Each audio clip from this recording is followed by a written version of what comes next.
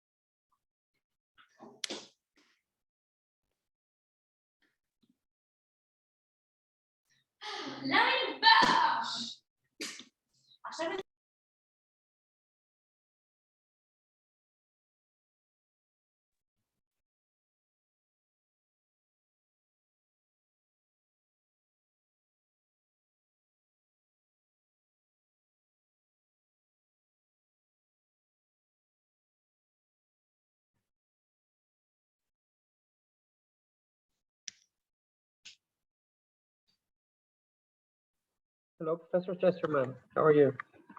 Good afternoon. Pleasure to see you. How are you doing? Pleasure to meet Very you. well, thank you. Get my camera set up properly. Yes. Congratulations to your faculty for advancing in the JESUP moot court, although it is never a surprise. They work. I don't know if they incredibly hard. updated you. I've actually been in meetings most of the day, so I hadn't seen, but I'm kind of relieved because there are such expectations on them. It's almost unfair. And you usually need them, so. Hi, Yuval. Hey, Yuval. Good to see everyone. Hi, Moshe. Hi, Chester. How are you? Good to see you. Thanks so much for inviting me. Looking forward to this discussion. Last time we met about, wow, 8 years ago in London, in the CTLS. Yeah, in fact, I'm just planning a trip to London in May. I went briefly earlier this month, my first international trip in 2 years. Well, my first work trip. I did visit my mother in Australia, and went to England and Spain, convinced I would catch COVID. Came back to Singapore unscathed, and then immediately caught COVID here. But I'm now sort of through the other side of that.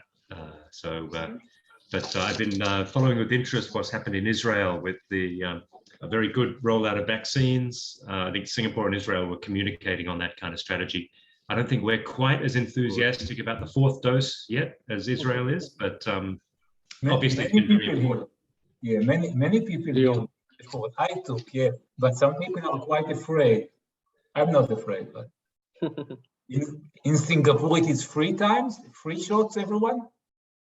So you have to have 2, and now progressively you will have to have 3. I took my booster back last year, but so it's been actually very interesting. There's a part of the Singapore government that I think really enjoys this kind of challenge because you get lots of resources, you can come up with multiple contingencies. Singapore has been storing away reserves, talking about a rainy day for a long time, and this has been the rainy day. So we've really invested a huge amount, as I know Israel has also in public health. I think Singapore is more organized. Israelis are not so organized. I think Singapore is much more organized country. I think so. I'm not sure. Yeah, well, Singapore is very small also, which makes a big difference. Small, homogenous. Small. Over the last 2 years, I've got to know all 725 square kilometers of this lovely country. but I'm quite happy to be able to travel again. And at some point would love to come back to Israel. It's goodness, it's 25 years since I was in Israel. Wow. I'm just on a personal trip. Brilliant. Okay, so welcome everyone. It is lovely to host you for a joint session of the International Law Forum and the Cyber Workshop of the Federman Cybersecurity Research Center. As you saw and as you know, we will host today with us Professor Simon Chesterman, who is the Dean of the National University of Singapore, Faculty of Law, and also the Director of AI Governance at AI Singapore. Today, we will hear from Professor Chesterman about his book, We the Robots, Regulating Artificial Intelligence and the Limits of Law. It is our honor and privilege to host Professor Chesterman with us, who was also in the past Senior Associate at the International Peace Academy, and also Director of UN Relations at the International Crisis Group in New York. Professor Chesterman, the floor is officially yours. And after your presentation, we will open the discussion and hear from the rest of our participants. You are co-host if you wish to share a presentation. Thank you very much. So maybe before I put up some slides, just a bit of introduction about how I came to this field, given that we've got a diverse range of interests represented in the Zoom room. Because for most of my career, I really was just a public international lawyer. My doctorate was on humanitarian intervention, and then I worked on post-conflict reconstruction, the regulation of intelligence services. But the through line that connects all of this is, I think, really an attempt to grapple with public authority in crisis. So challenges to the public control of spheres of activity that have the potential for benefit and the potential for harm. So in the context of humanitarian intervention, what happens when public authority, when a state turns on its own population? In what circumstances can outsiders intervene? Post-conflict administration, in what circumstances in places like Kosovo, East Timor, Iraq, Afghanistan, can the international community come in and play that public authority role? And then in the context of something no stranger to Israel, national security questions, how can and should the state respond to threats? What limits are there on what the state can do in order to safeguard itself?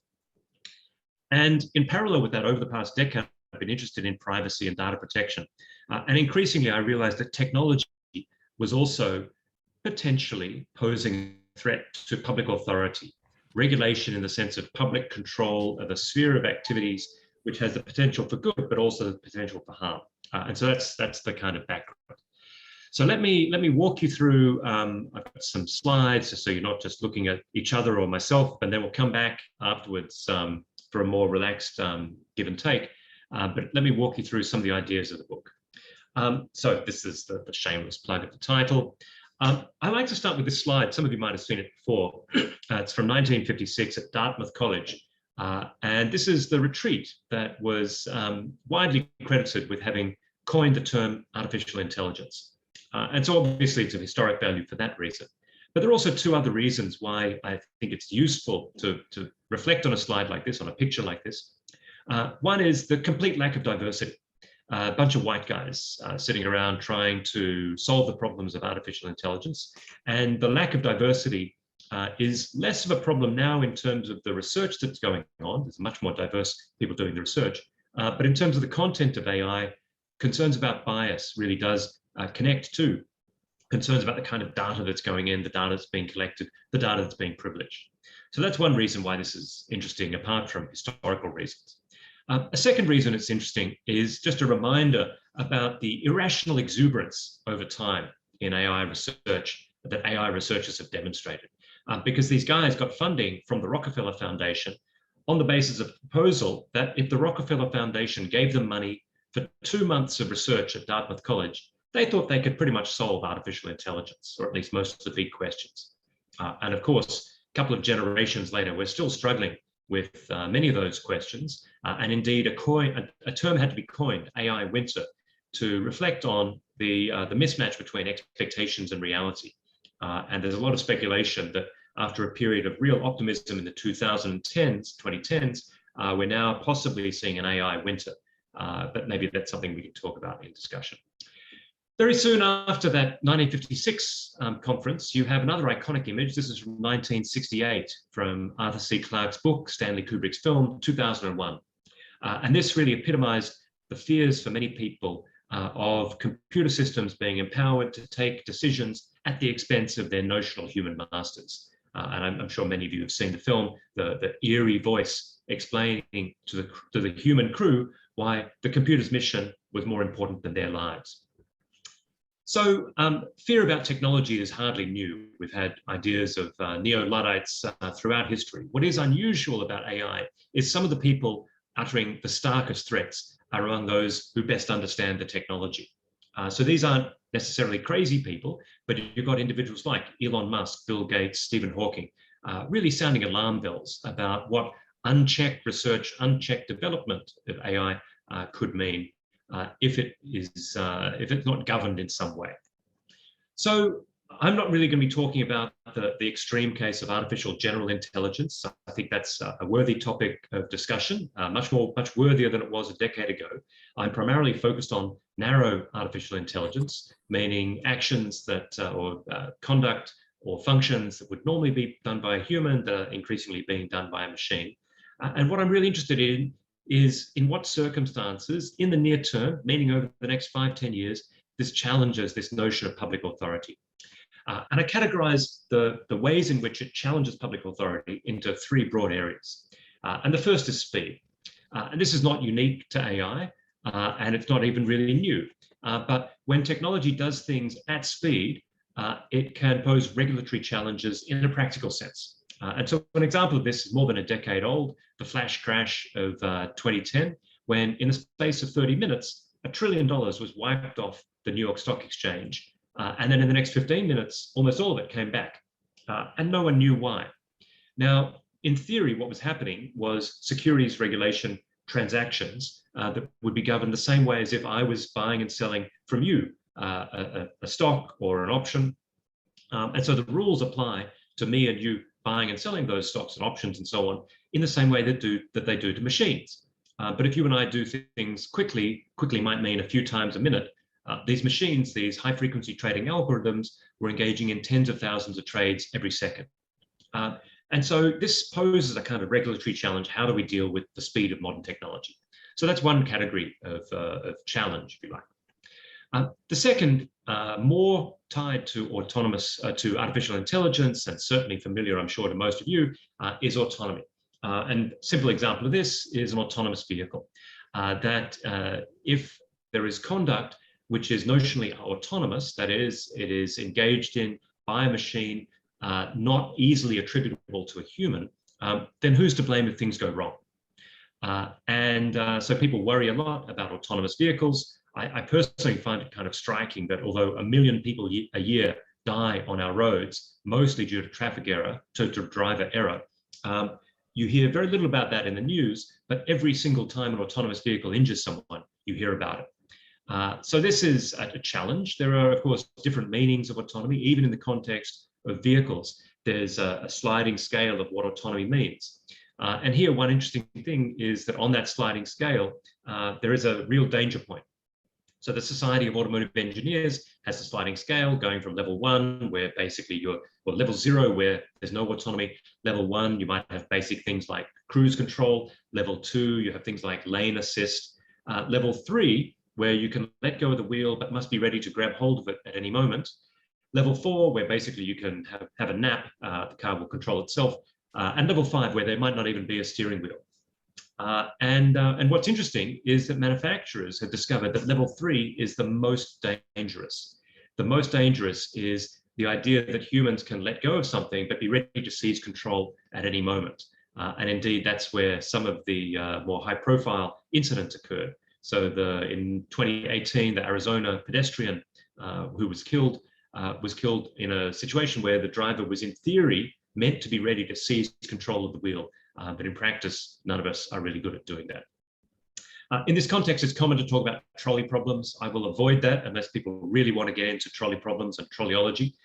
Suffice to say that autonomy can pose some challenges, although in most circumstances, the law can deal with them.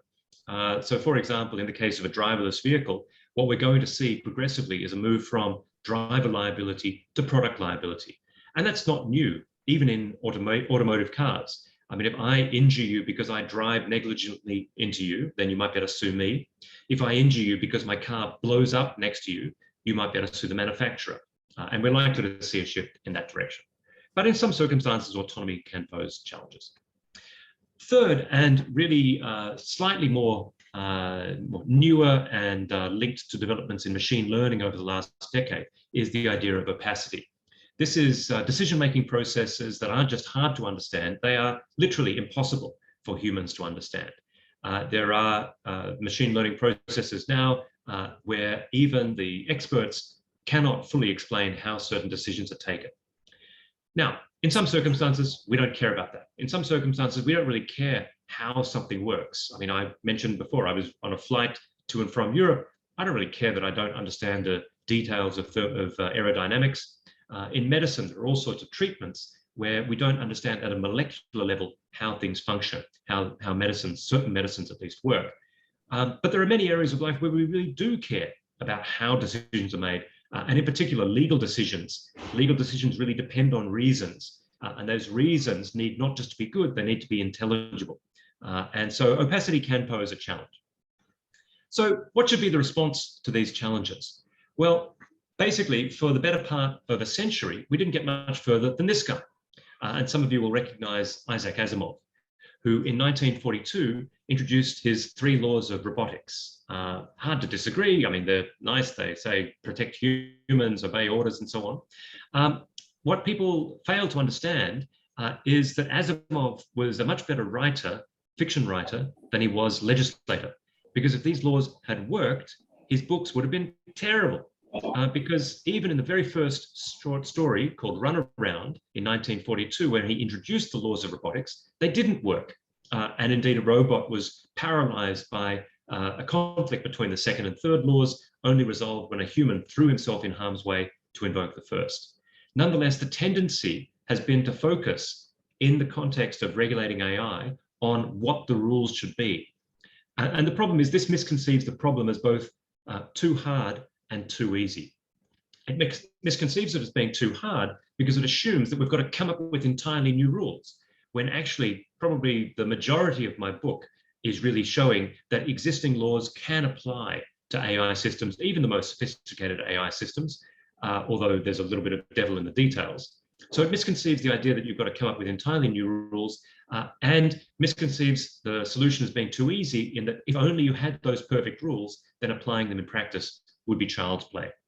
And yet that's what we've seen. We've seen a proliferation of these rules. This is just a snapshot of some of the ethical guides, frameworks, principles that have been adopted. They've been adopted by countries, by consortia, by individual companies, by groups of NGOs. The Pope endorsed one in 2020.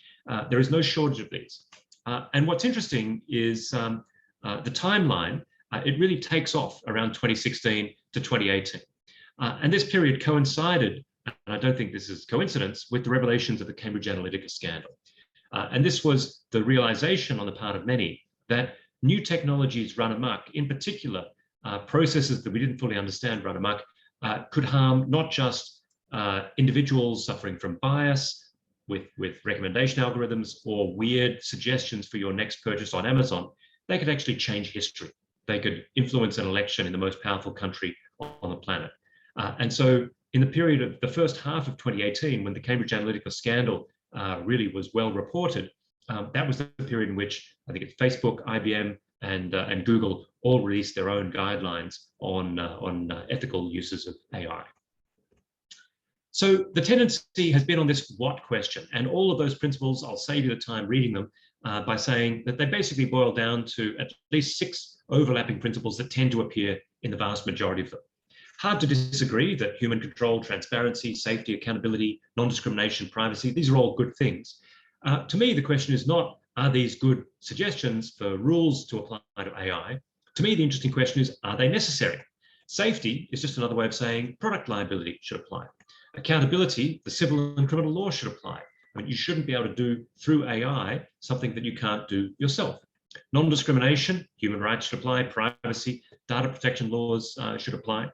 Human control and transparency, I do think, are in a slightly separate category in that they could limit AI development. And that's where I think some of the regulatory focus needs to be, that we need to ensure that AI systems remain under human control, and there is at least an acceptable level of transparency. Not complete transparency, because it's important to understand that transparency is a cost, but more than, for example, the European idea of a right to an explanation, because that kind of retrospective transparency just means that in the event that an adverse decision is made against you, you have the ability to challenge it. The problem is that requires you to understand that there was a decision made about you and against you, and have the wherewithal to challenge it. But I think human control and transparency are important areas for regulation. But more important than focusing on just this what question is why. Why are we trying to regulate? What are we trying to achieve? Well, taking a step back, we regulate for a couple of basic reasons. We regulate to address market failures and in support of social or other policies. In the case of autonomous vehicles, for example, it would be very bad, I think, if it would be a market failure if the losses associated with autonomous vehicles were entirely borne by pedestrians, for example. It would also be inefficient if pedestrians were able to sue for millions and millions of dollars every single autonomous vehicle that crashed into them. And so some kind of regulation in that area is going to be helpful. And what I talk about in the book is the role that strict liability could play, or no-fault liability with an insurance regime. Sometimes, however, we don't just want to make the market efficient, although in areas like transportation, I think we do just want efficiency. Sometimes we want to support social or other policies. And so, for example, even if you could argue that it was efficient to discriminate on the basis of race or sex, I think most people would agree that that's not a path we should go down, and that we should regulate to preserve non-discrimination practices regardless of efficiency. So those are some of the basic ways in which we think about regulation more generally. In some jurisdictions, however, we also think about why not to regulate. And we've had very explicit discussions in Singapore about this. I'm actually kind of curious about what the debates have been in Israel. In Singapore, we literally had a review of the criminal code, which stated that we would not apply criminal law to artificial intelligence activities for fear of driving innovation elsewhere and losing our competitive advantage. Until recently, we've seen kind of three basic approaches to this question of why to regulate. The US has very much had a market focus, although there's a new algorithmic accountability bill that's being considered. But the US very much has a market-oriented approach, and that's one of the reasons why American companies are so significant. Europe very much has a rights-based approach. We saw that with the Data Protection Directive, the General Data Protection Regulation, and now with the Draft AI Act. China, I would have previously said China had very much a sovereignty-focused approach. China's approach to regulating AI for a long time really was focusing on just developing Chinese AI systems. In 2017, when they outlined their AI strategy, there was talk about regulating AI maybe by 2025.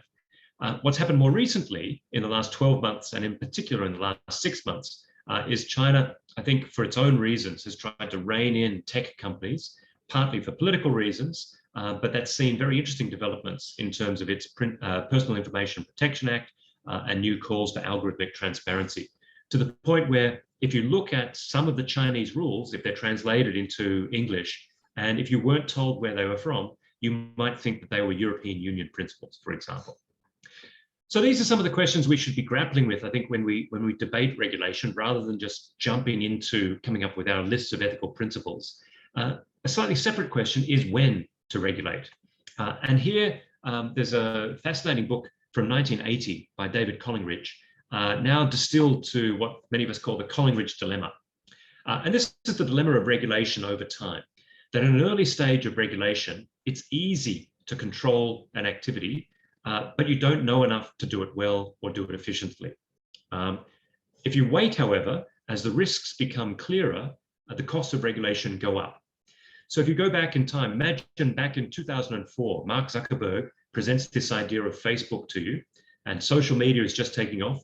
It would be easy to regulate this new sphere of activity, but you don't know what the harms are going to be.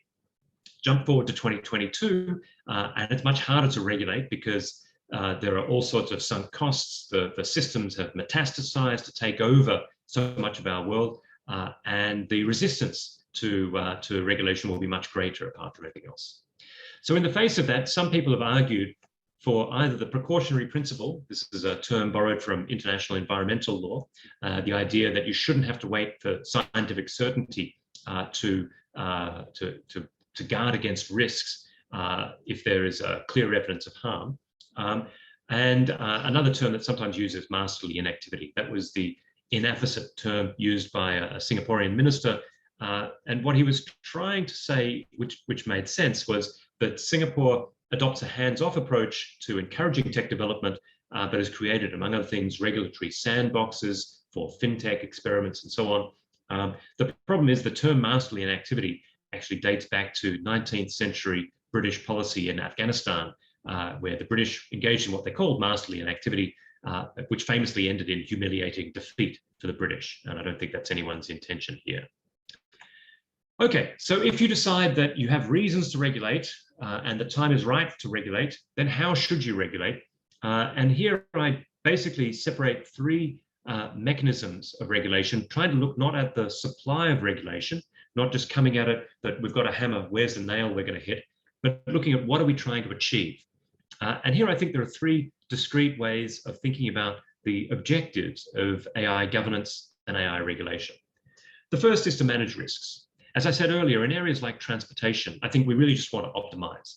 We want to get the benefits and minimize the risks. We want transportation to be safe. Similarly, in areas like medical care, in finance, I don't personally think there's a moral question whether the taxi is driven by a human or a robot, as long as it is safe. So many questions we can resolve by looking at it through a kind of utilitarian lens. How do we get the benefits, mitigate the harms? That I think is reasonably clear. But in some areas, other areas, I think we do want to draw red lines. And we want to say, no, this is just forbidden for artificial intelligence.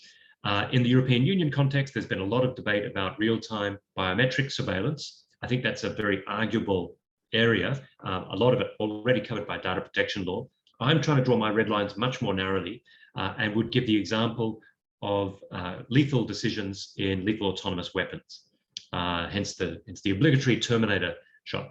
The reason for this is sometimes presented as being that machines won't make as good decisions as humans will in the battlefield because the battlefield is so complex. I actually think that's a pretty terrible reason not to give discretion to machines, because if there's one thing machines are getting better at, it's at categorization, discrimination. Machines also don't suffer from fatigue, anger, prejudice, and so on, the source of many wrongs that happen in the battlefield.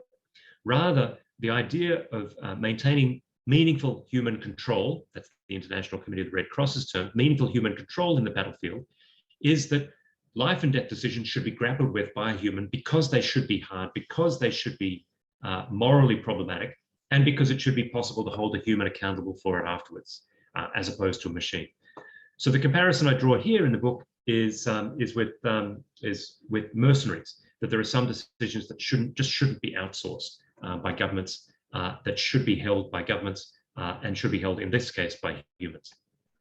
There's a third category that, apart from those situations where we just want to manage risks, even if a machine's taking a decision, or if we say we want a human to take a decision in those red line areas that I'm pointing to, sometimes we want a decision to be made not just by a human, not by any human, but by a particular human. And here I'd go back to the idea of the judge. The judges are given discretion by public authority, not because of their brilliance, although we hope they're educated, not because of their infinite wisdom, although we hope they're wise, but because they exist within a political and a politically accountable hierarchy. That the judge who makes a decision about the rights and obligations or the liberty of an individual exists within a hierarchy, gives reasons for those decisions, and can be held, even however indirectly, accountable for those decisions. There are interesting arguments about this, and I'd be curious how this debate's playing out in Israel, because some people would argue that judges are among the most biased because they have such power, such discretion, and so there are interesting questions to be had there about the nature of law, the nature of the role of the judge, and I'd be interested in discussing those in conversation.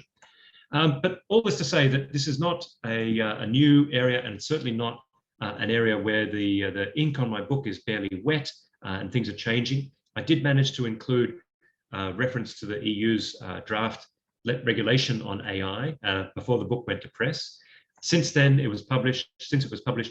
We've had debates about the European Union's legislation, including immediate pushback saying this will merely drive innovation elsewhere. My own home country of Australia, we had an Australian court rule that AI could be an inventor for the purposes of patent law. China continues to move quickly in the area of regulation.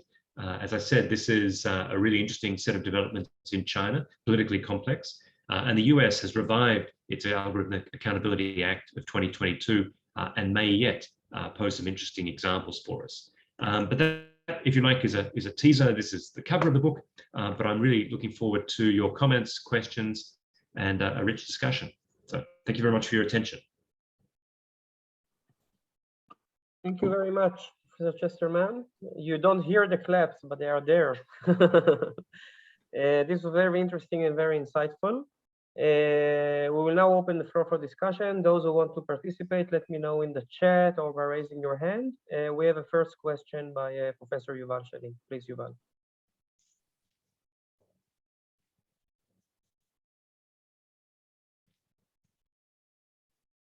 Sorry, I can't hear you at least.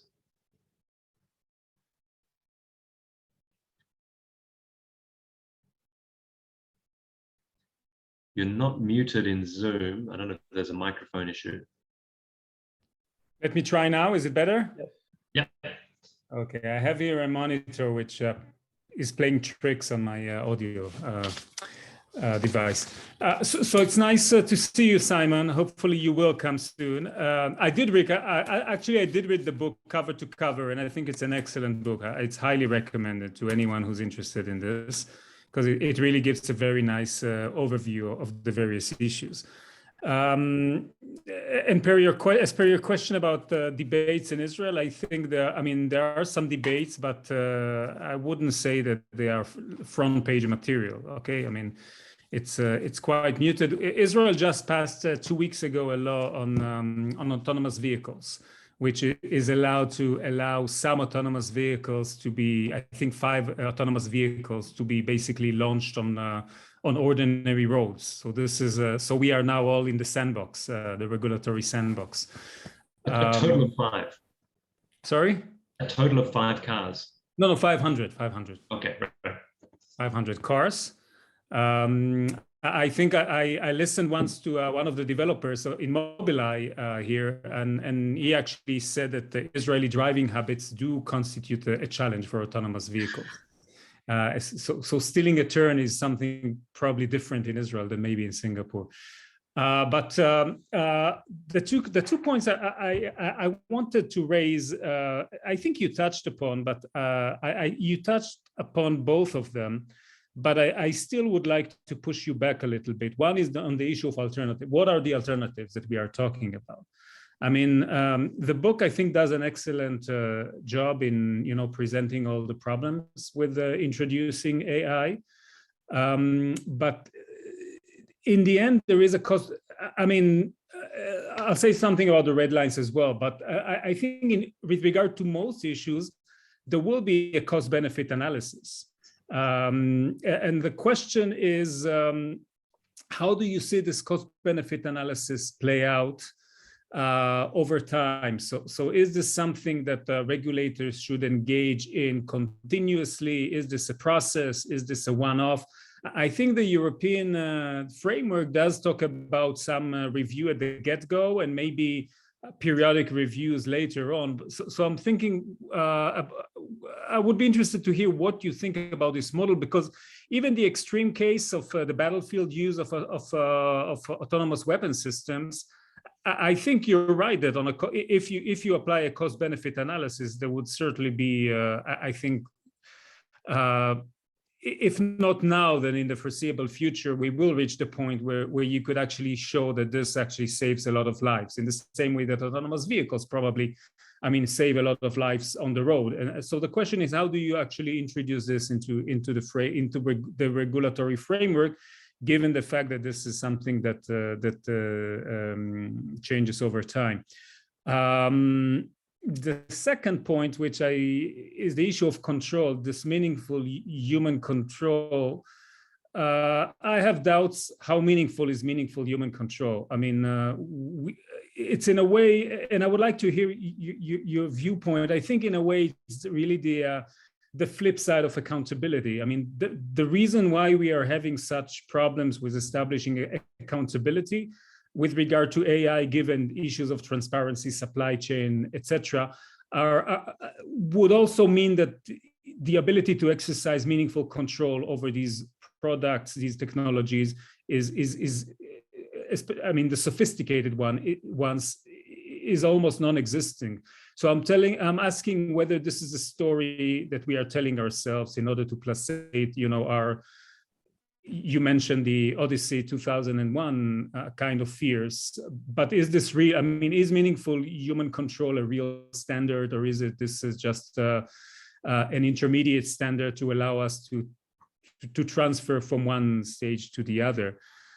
And finally, I know I said two, but I did want to raise a third issue, which I think is linked to the first issue actually, and this is the red lines. And I think for me the red line is datafication. I think this is where it is very tricky.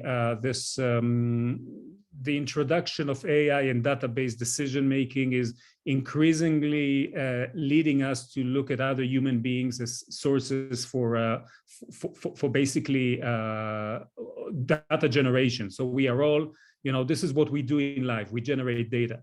We generate data which is about our past, and we basically generate data which allows to make intelligent predictions about our future. And I think this is indeed a very serious problem with the introduction of AI technology. But the question again, is this reversible? Once the genie has been out of the bottle and it is already, datification is so prevalent in so many areas of life, including very trivial ones, I'm wondering whether this is something that societies can actually do something about this, or this is, a case of lotterism, of basically trying to go back to a technological age which no longer exists. So these are my points. Thank you again for the book and for the talk. Well, thank you so much for really thoughtful questions. Just I can't resist on the driving. I was way too optimistic about autonomous vehicles, to the point where a few years ago I started thinking my teenage son might never need to drive. Now, it's clearly wrong on that. And even in Singapore, the challenge is not the autonomous vehicles navigating the road or navigating each other, it's Singaporean drivers. So perhaps Israeli drivers are even harder. One thing we have in Singapore that might be interesting is that because of the unusual sort of licensing regime in Singapore, you have to pay for the right to drive a car for 10 years. And that's renewed every 10 years. So actually in a 10-year period, you could change every car on the road. And I think there's serious discussion about electrifying cars, but I think the move to autonomous vehicles, we're going to have autonomous buses quite soon, but we're going quite slowly on that. So on your three really interesting points, the cost-benefit analysis, sort of two responses. One is I do suggest in the book that you can look at this even within that sort of cost-benefit analysis as a kind of before, during, and after. So before, I do think when we're talking about deploying AI techniques that have potential impact for rights and obligations of individuals, you should have to do some equivalent of an environmental impact assessment. That's the AI impact assessment. During, I think there is scope for some kind of roving authority. That's the idea of the AI ombudsperson, the idea that we're going to have gaps to fill. As I said earlier, most of the book really is saying that our existing laws can cover most of AI activity most of the time. But I think there will be some gaps to fill, some gaps to identify, sometimes in terms of application of laws, and then occasionally in areas where we need new laws. An easy example perhaps being that there are many jurisdictions, I'm not sure about Israel, in many jurisdictions it's an offense to leave a car unattended while the engine's running, which would mean an autonomous vehicle driving by itself is an offense. So there are some gaps to fill. And then afterwards, this is one of the reasons for transparency, is that if you maintain records, if you have audit logs, then you're able to interrogate AI systems. But I'm completely with you. I think the vast majority of this will be thought about in terms of cost-benefit analysis. How do we get the benefit of these machines while mitigating or minimizing the risks? And that's why my red lines are quite narrow.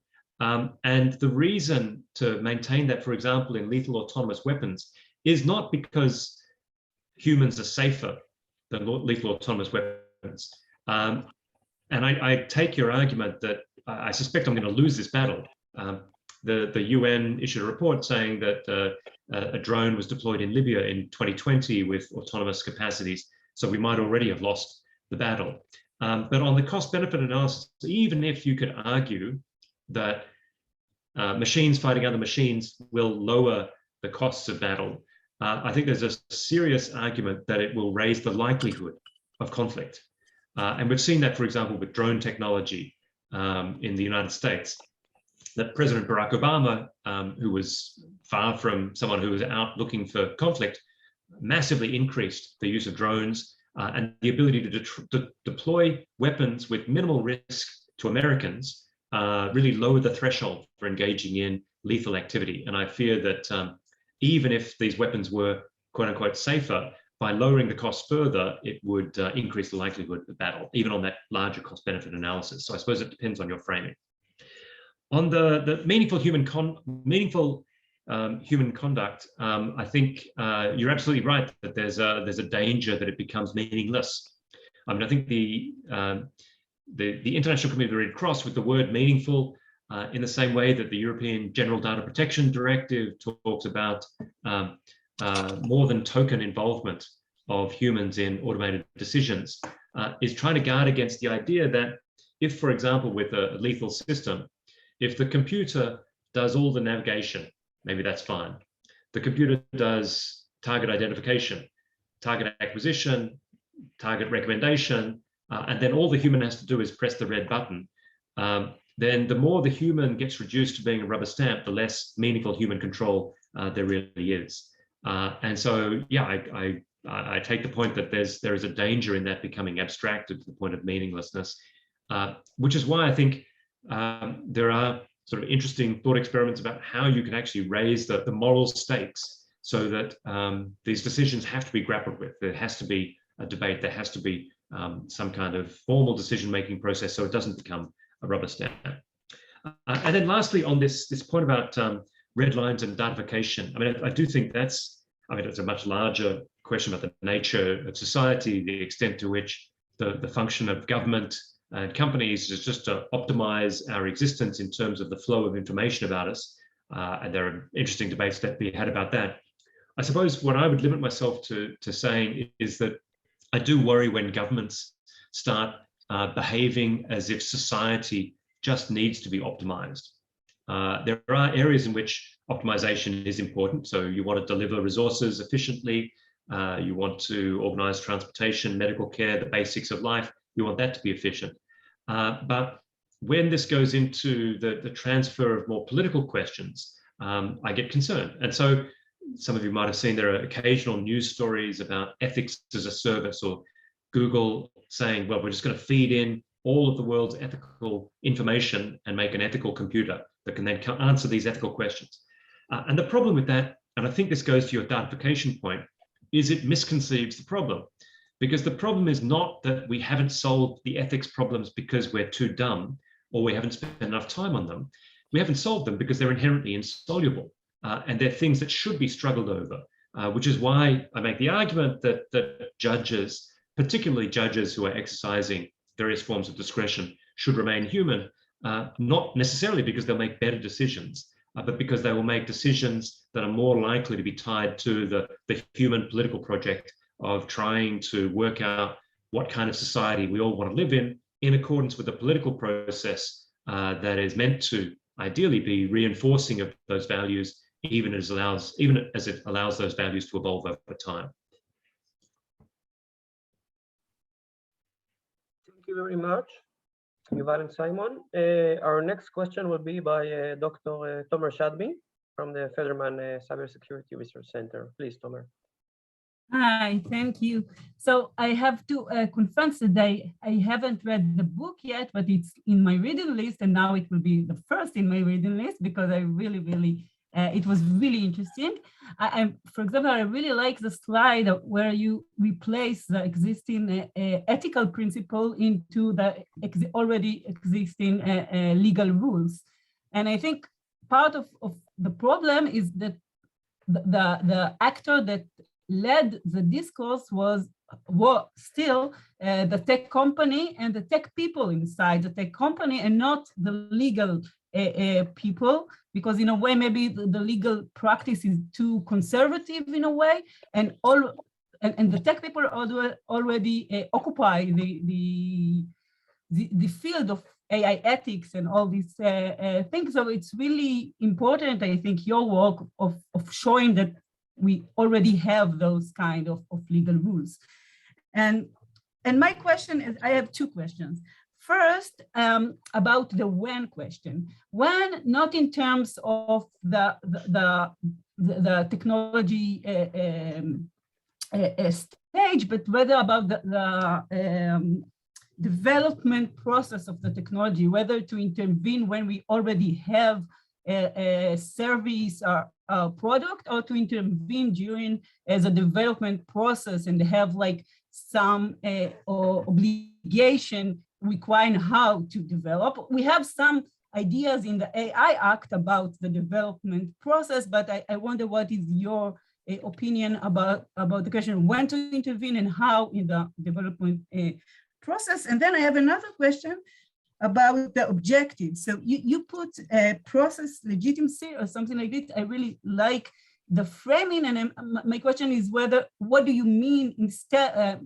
I understand about the judge, but then we have all this question about democratizing tech in a way, or equality and things like this. And I wonder whether you see it just in the narrow sense that whether a judge should be do the process AI, or in a more broader sense of the direction of the technology and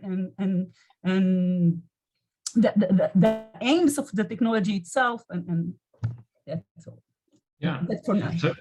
So no, great questions. On the development side, so I mentioned product liability. Again, I'm curious what the situation is in Israel, but it is it's completely shocking to me that it is unresolved in both Britain, the European Union, and the United States whether software is a product. So product liability applies to things that are obviously like products like my mug, but also to electricity, but it is unclear whether it applies to software. Now, many AI systems would be covered as products. So if your Roomba explodes or goes on a killing rampage, then your Roomba would be covered by product liability.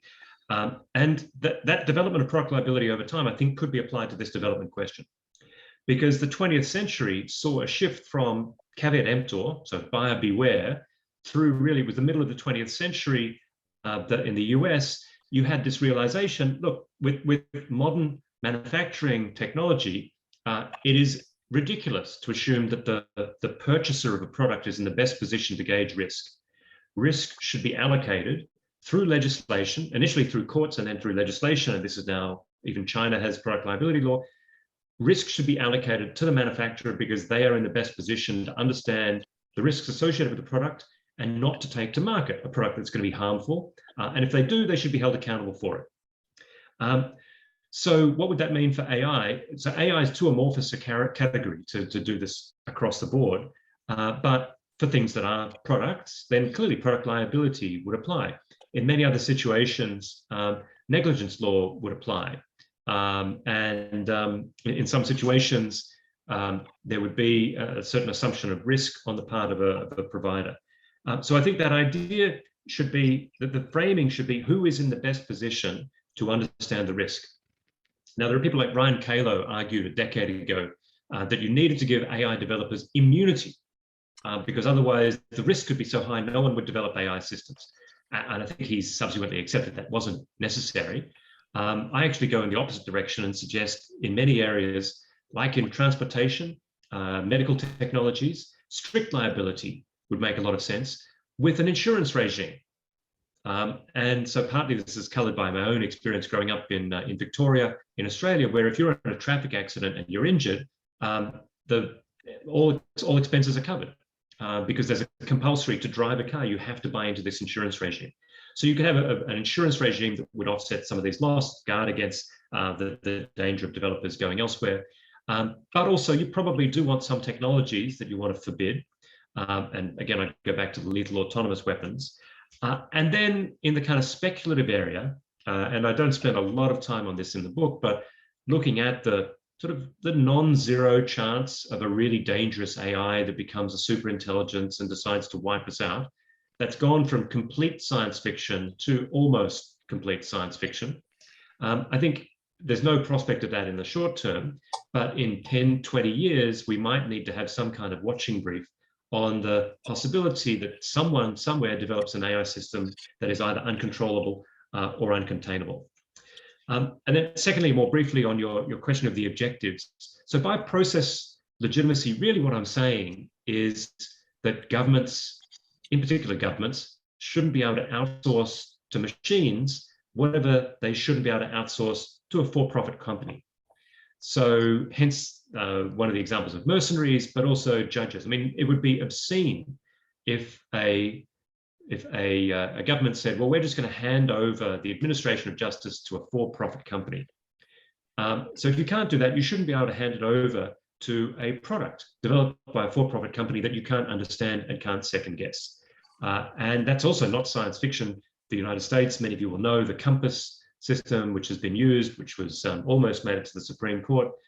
We've seen really interesting steps in China, which has gone far further in delegating authority to autonomous systems in the legal sphere, which I argue is partly because China has a very different view of the rule of law, that the rule of law is in China is not something that's above the state. The rule of law is something that serves the party. So there's a Supreme People's Court, which is below the Communist Party of China. So it's a very different idea of law. So each jurisdiction will make its own precise calculation of where they want to draw all these lines. But I do think you ought to at least draw them consciously rather than just staggering into it by letting the developers go wherever they want. Can I just have one question? We have a long list, Okay. Thomas, or a very short one. You can, but a very short one. No, it's okay. Then you will need to schedule a coffee and Zoom with Professor Chesterman. We will coordinate that. So we will move between the Federman Center and the International Law Forum. So now our next question will be by Professor Moshe Hirsch, the co-director of the International Law Forum. Please, Moshe. Thank you very much. It is very interesting, actually, that you are thinking about the role of law in this field, but many questions there are about the role of law in general. I would like to ask you something about the responsibility to regulate. You know, in international law, now there are many questions about the right of states to regulate. And actually here you are talking about the obligation to do it. I think in the sphere of international law and also in cyber law, it is related more to the principle of due diligence. I'm not sure, but actually in this basic principle or the trigger, usually it is that if some activities in my country infringe upon the rights of other states, but in this case, if I'm not mistaken, it's not only about the external interstate level, you are also thinking about such a duty also of the government vis-a-vis its own people, no? Yeah, so in two ways. One is this idea of not outsourcing, that the public authority imposes a responsibility that you shouldn't be able to abdicate. But absolutely, in terms of the risk associated with AI, and here we're sort of moving back into that realm of potential science fiction, the risks don't know boundaries. The risks don't respect boundaries. And so the danger of an AI system run amok And you can just think of a computer virus with the ability to modify itself and replicate itself. The danger that it would pose is potentially catastrophic. And so actually I draw a comparison with an old international law example, which is regulation of nuclear energy. And in particular, efforts to manage nuclear risks. And there are reporting frameworks. And in fact, just the other day, I was in a meeting with OECD, people who are developing an AI risk register. And so they're trying to track AI incidents. And at the moment, these are quite minor. These are an AI system engages in biased activity and didn't give someone a loan, or an autonomous vehicle crashes. But they are very much looking forward over the next 5-10 years. What kind of risks might there be if an AI system starts shutting down nuclear power plants or causing weapons to malfunction? So I think there is, I mean, the language of state responsibility, as you know, does not require much of states positively. But if there is activity going on within their boundaries that can cause risk, if it's attributable to the state, then the threshold is quite high. Even if it's not attributable to the state, then the state in some circumstances may have obligations to address them. And you can think of cross-border pollution as another example. So yeah, all this to say, I think there is, I wouldn't want to go too far out in saying it's a very elaborate responsibility to regulate, but I think it's certainly a responsibility not to do nothing. Thank you very much. So our next question will be by Dr. Elad Gil from the Federman Center and also from Tachlit, the Israeli think tank. Hi, thank you, Professor Chesterman. It was very interesting, very educating. I have just a couple of questions. So first of all, in your list of regulations of what to regulate, you mentioned several goals: transparency, safety, privacy, and others. And sometimes the hardest questions are when we need to balance between competing goals, when trade-offs are necessary, because if we maximize transparency, for example, so we have less safety or less privacy. And so my question is, we actually have two regulators here, or two types of regulators, because if the machine makes the decision, then we have the private company or the developer that regulates or decides how it will make these trade-offs by defining its accuracy, its sensitivity. And we have the state regulator.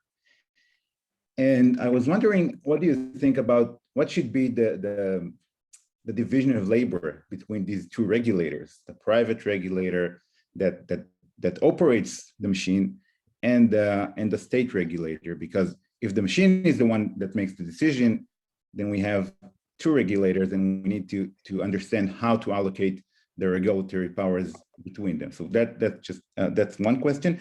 The second question, or more of a comment, is about your comment on process legitimacy, and it reminded me of maybe some of the problems that we have under the administrative state. We saw a lot of delegation of authority from legislators, from democratic decision makers to agencies, lawmaking power, adjudication power, and we have less accountability with these administrative actors, but we regard them as more efficient, as actors that have more expertise and can generate better decisions. So if that logic brought us to the era of the administrative state, why should we put the red line over process legitimacy when this is when the line is between human decision makers and AI decision makers? Thank you. Okay, so great questions, really getting to the larger sort of regulatory theory aspect. So on the first question, I would push back partly with a definitional gambit of the way in which I define regulation is public control. And that's not a universal definition, but when you say private regulator, I'm not sure I agree with you that that's really regulation. So I don't mean that all regulation needs to be done by the state, but there needs to be some connection to public institutions for it to be this regulation as opposed to self-conduct. That said, I completely agree that there needs to be a division of labor, and I break it up into 3 areas of, there will be an element of self-regulation with varying degrees of supervision by the state. But things like standards, the development of the operation of the market, these will be these will probably be the most important in terms of shaping the daily behavior of the organizations that are engaging in product development and so on.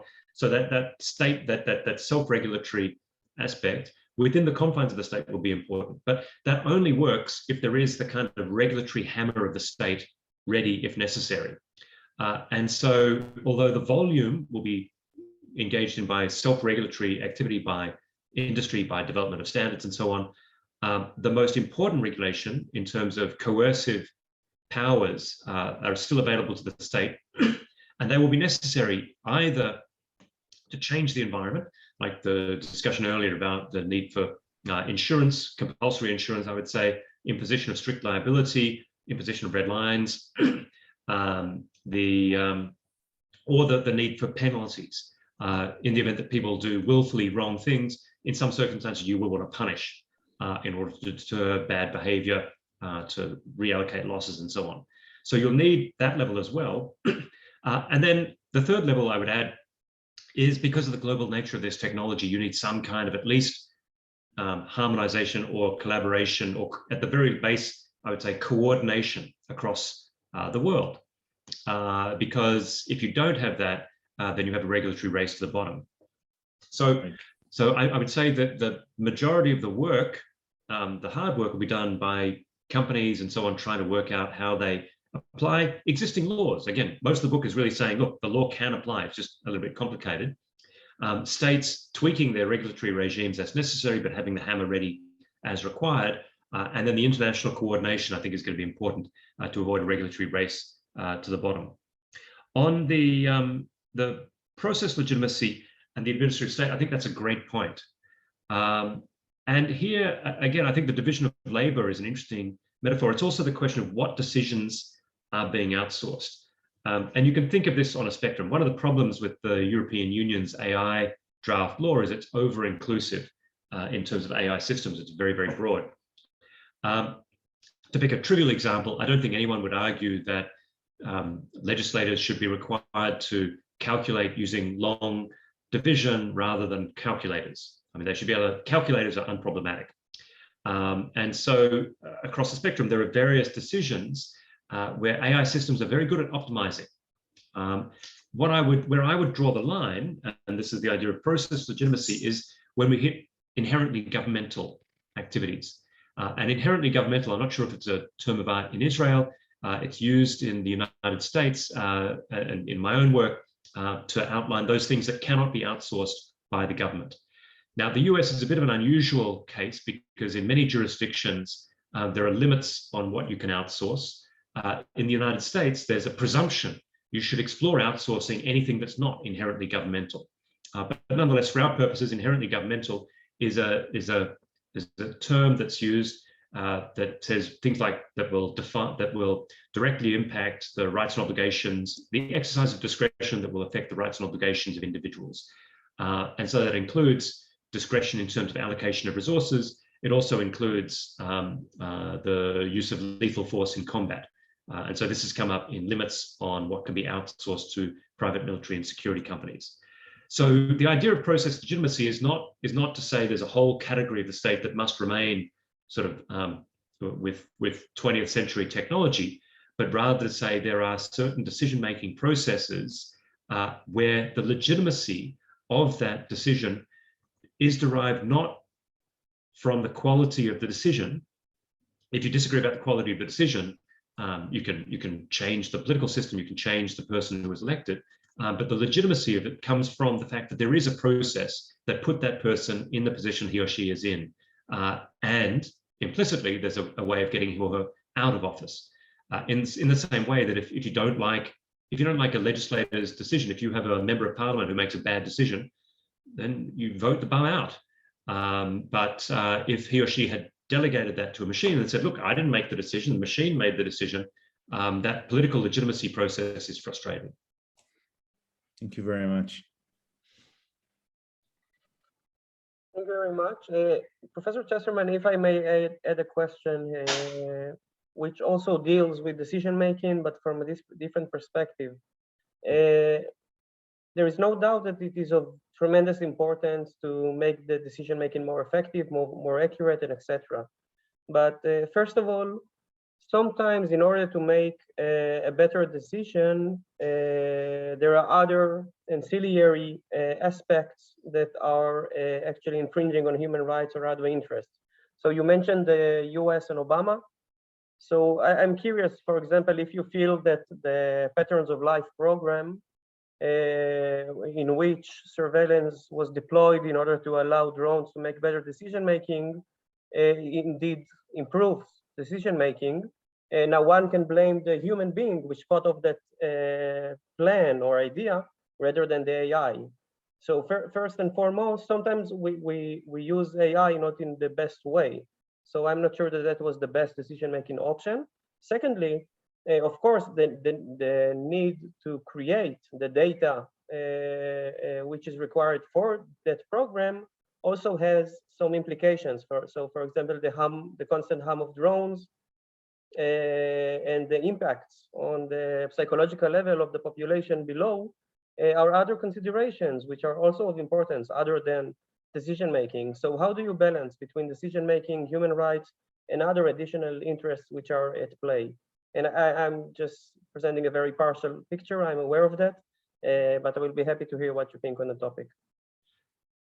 Yeah, I mean, the downstream application of technology, how these technologies are deployed, obviously impacts a whole range of other factors. And the use of drones, as I said earlier, one of the concerns is that it's a kind of psychological outsourcing of risk, in that the drone operator in Nevada or wherever he or she is, or the maintenance person on the other side of the border is not exposed to risk, and it changes the moral calculus. It changes to some extent the legal calculus, but I mean, insofar as drone usage is relevant here, I think probably the clearest way in which it's relevant is in lowering the costs of using coercive violence, and thereby raising the frequency with which that coercive violence is deployed.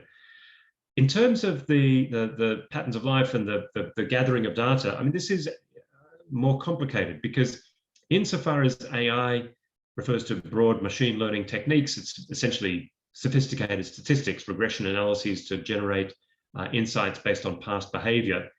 It's hard to argue that you shouldn't be trying to improve. So the gathering of data, I think gathering of data might raise other concerns. In particular, the gathering of it might raise legitimate privacy or data protection concerns. The surveillance aspect might raise legitimate concerns in terms of the impact on the population, the infringement of rights, either in practice because information is being used against them, or just the chilling effect it has on people's perceptions of their own liberty. I think these are all live questions, but I'd see them slightly separate from the machine learning techniques. The problem, I suppose, is that those machine learning techniques make everything much easier. And indeed, my own work on surveillance from 11 years ago, a book, One Nation Under Surveillance, basically I concluded then, and I still agree now, that the debates about whether you should collect intelligence are all very interesting, but they're all going to be lost because the data is going to be gathered up.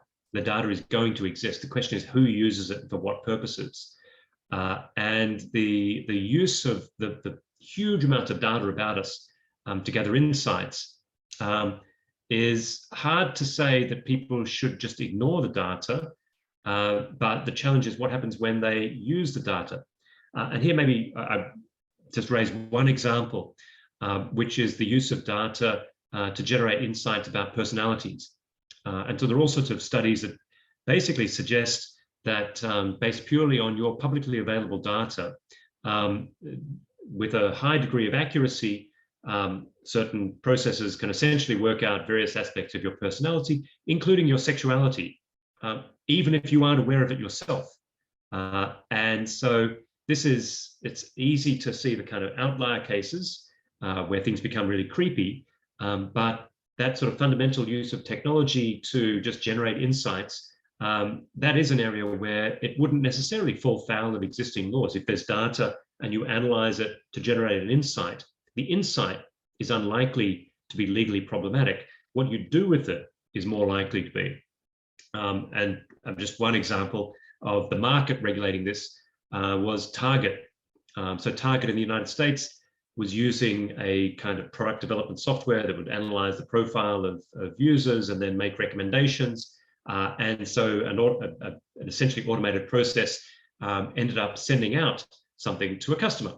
So this woman had purchased a pregnancy kit and had the profile of someone who might be getting pregnant, and then started receiving maternity wear catalogs in the mail. But this was a 16-year-old girl living with her parents, who was then obviously horrified, and all sort of problems ensued.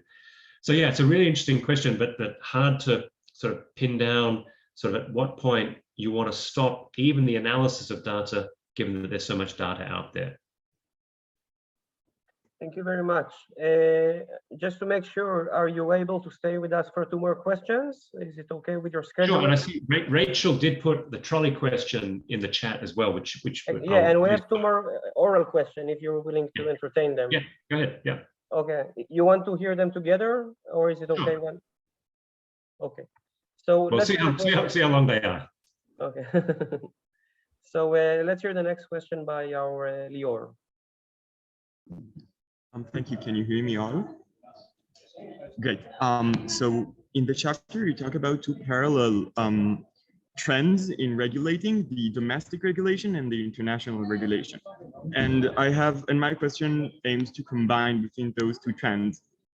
Firstly, I wonder what is the role of the Forming AI Convention in all of this, in all of these discussions. How can it change? Which potential does it have? And more specifically, I wonder in the tension between the tailor-made regulations that the domestic law can make and the much more broader framework that the international regulation can make, what should be the balancing process between those 2? Well, of course, aiming to find the best solution for problems that are international by its nature. Thank you. Okay. So let me address this reasonably briefly. It's a great question. And as I said at the outset, I'm a public international lawyer, big believer in public international law, worked for the UN. I don't think the UN has much of a role to play here. And I don't think the International Telecommunications Union or UNESCO should have a key role. I mean, UNESCO, with much fanfare last year, adopted a kind of document in which, among other things, China agreed that real-time biometric surveillance and any form of social scoring was very, very bad, which is something that it's a world leader in, so not to be taken very seriously. But I do think that the international level is necessary, at least for coordination, because if you don't have some measure of coordination across jurisdictions, then one of 2 things will happen. Either you'll have a kind of regulatory vacuum, in which case you could imagine what would have happened if there had not been the non-proliferation treaty. I mentioned I draw comparisons with nuclear energy, and this is a controversial example, especially with an Israeli audience. But the non-proliferation treaty and the International Atomic Energy Agency was a kind of grand bargain. The idea, at least in theory, was how do we get the benefits of nuclear energy in terms of power generation, medicine, agriculture, while minimizing the risk in terms of the weaponization of this. And so I suggest in the book at least a hypothetical international artificial intelligence agency, the idea that you could agree to share the benefits while minimizing the risks. Now, many people will say the nuclear regime is flawed, it's been gamed. Some people would say, look at Israel, India, Pakistan, North Korea. People writing in the 1940s, many of them were convinced either there would be a nuclear war or at least that nuclear weapons would be with dozens and dozens of countries within the next few decades. And it's kind of amazing that, touch wood, we haven't seen any use of nuclear weapons in anger since 1945. So I do think there is a role for the international level, but it's coordination.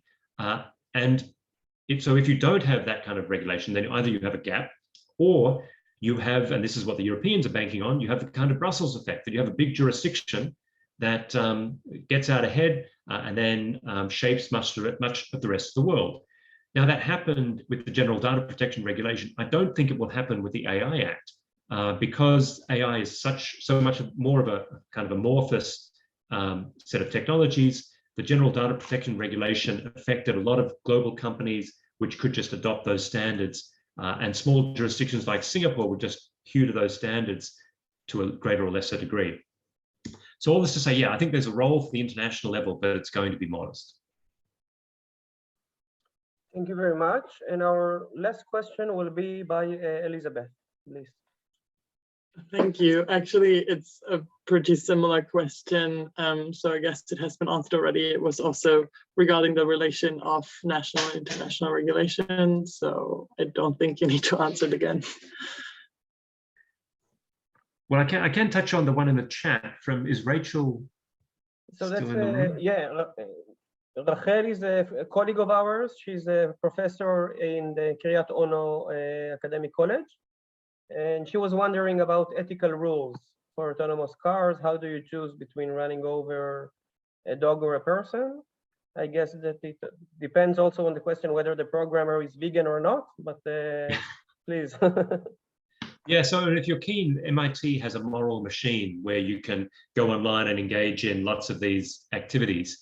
I mean, to me, these limit scenarios are so unlikely as to be very, very difficult to answer. I don't think you would ever actually need to program because the reality is an autonomous vehicle, if it's functioning properly, would be much more efficient at stopping than a human.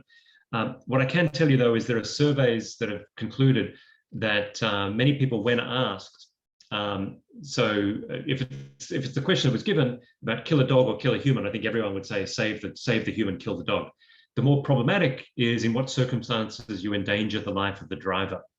So there was a very elaborate survey that asked large numbers of people, okay, if the choice was kill 10 school children or crash the car and kill the driver, what should happen? And not everyone, but a clear majority said kill the driver. And then the follow-up question was, would you ever get into a car programmed in this way? Almost everyone said no. And so manufacturers, for their part, have basically said their top priority is driver safety.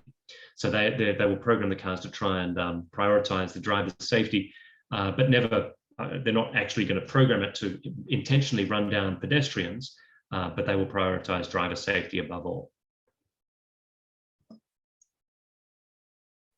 Wonderful. Thank you very much, Professor Chesterman. Are there any concluding remarks you want to leave us with, or you can save something for your visit in Jerusalem also, because what I was going to say is that the terrible thing about this is, having had this very serious discussion about killer robots and driverless cars, we should now adjourn and either have a coffee or a drink, keep the conversation going. So I'm sorry I can't do that on this occasion, but I do hope to visit in person at some point, or if any of you come through Singapore, please do let me know, and we can continue this conversation informally, because I don't think it's a conversation that's going to end anytime soon. Thank you very much. And we would love to visit you in Singapore, but we will prefer not to meet your JASAP team in the next round. So if you have any control of that, please, we'll appreciate the collegiality. So thank you very much, everyone, for joining us. It was a delight to have together both our friends from the International Law Forum and from the Federman Cybersecurity Center. And we promise to host you better next time, Professor Chesterman, with a meal and a coffee and a chat. Okay. So until the next time, thank you very much. Okay. Thanks, everyone.